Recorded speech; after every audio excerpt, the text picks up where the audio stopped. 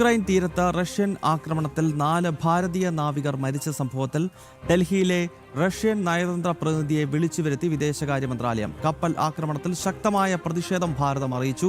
Guinea ബിസൗ പതാക വഹിച്ച കപ്പലിന് നേരെയാണ് ആക്രമണമുണ്ടായത്. ആക്രമണത്തിൽ ഒരു മലയാളി ഉൾപ്പെടെ 4 ഭാരതീയർ മരിക്കുകയും ഒരാൾക്ക് ഗുരുതരമായി പരിക്കേൽക്കുകയും ചെയ്തിരുന്നു. ഐസൺ ജോസ് വിശദാംശങ്ങൾ നൽകും. ഐസൺ, ശക്തമായ പ്രതിഷേധം റഷ്യൻ നയതന്ത്ര പ്രതിനിധിയെ വിളിച്ചുവരുത്തി വിദേശകാര്യ മന്ത്രാലയം അറിയിച്ചതായി അറിയാൻ കഴിയുന്നു. മറ്റ് വിശദാംശങ്ങൾ എന്താ?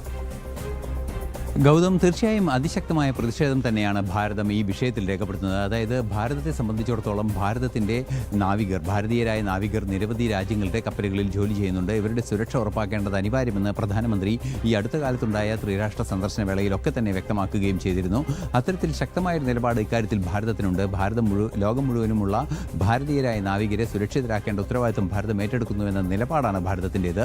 മാത്രമല്ല, ഈ ഒരു പശ്ചാത്തലം നിലനിൽക്കുന്ന ഒരു സാഹചര്യത്തിലാണ് യുക്രൈൻ തീരത്ത്, ഒഡേസ തീരത്ത് ഈ കപ്പലിന് നേരെ ആക്രമണമുണ്ടായത്. നേരത്തെ ഗൗതം സൂചിപ്പിച്ചതുപോലെ ഗിനിയ ബിസൗ പതാക വഹിച്ച ഗോൾഡൻ ലിയോ എന്ന കപ്പലിന് നേരെയാണ് ആക്രമണമുണ്ടായത്. ഒരു ചരക്ക് കപ്പലായിരുന്നു.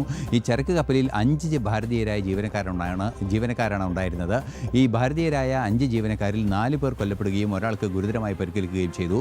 കൊല്ലപ്പെട്ടവരിൽ ഒരാൾ മലയാളി കൂടിയാണ് എന്നത് അതീവ ഗൗരവമുള്ളൊരു വിഷയമാണ്.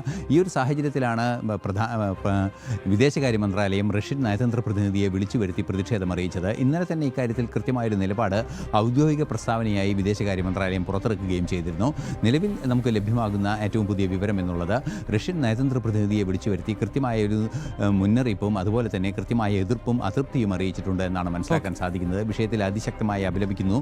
അതുപോലെ തന്നെ നാവികരുടെ സുരക്ഷ ഉറപ്പാക്കുന്നതിൽ വിട്ടുവീഴ്ചയില്ല എന്ന നിലപാട് റഷ്യൻ നയതന്ത്ര പ്രതിനിധിയെ അറിയിക്കുകയും ചെയ്തിട്ടുണ്ട്. കൃത്യമായ നടപടികൾ ഇക്കാര്യത്തിൽ ഉണ്ടാകണമെന്ന ആവശ്യവും മുന്നോട്ട് വെച്ചിട്ടുണ്ട്. യുക്രൈൻ എംബസിയുമായി ബന്ധപ്പെട്ട് തുടർ നടപടികൾ മുന്നോട്ട് കൊണ്ടുപോകുന്നുവെന്നും വിദേശകാര്യ മന്ത്രാലയം അറിയിക്കുന്നുണ്ട്.